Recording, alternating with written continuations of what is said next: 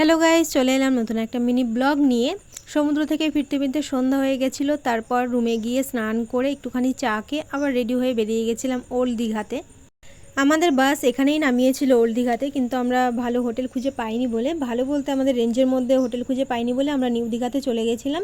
New দীঘায় ছিলাম আমরা।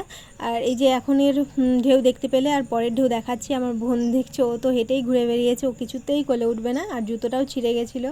পরে আবার জুতোও কিনতে হয়েছে। আর এই ড্রেসটা আমি পুরী যাওয়ার আগে অ্যামাজন থেকে নিয়েছিলাম।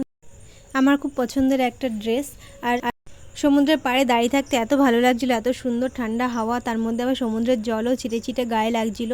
জল এতটাই বেড়ে গেছিলো, তার মধ্যে আমার ক্যামেরাটাও ভিজে যাচ্ছিলো। দেখতেই পাচ্ছ কতটা বেড়ে গেছে, আগে কোথায় ছিল আর এখন কোথায় চলে এসছে। তারপর একটু খাওয়া দাওয়া করে ফুচকা, একটু ফুল চিকেন নিয়েছিলাম আমরা, আর একটু আইসক্রিম। তারপর রাতের খাওয়া দাওয়া করে আবার রুমে ফিরে গেছিলাম। আর ভিডিওটি ভালো লাগলে অবশ্যই সাবস্ক্রাইব করো।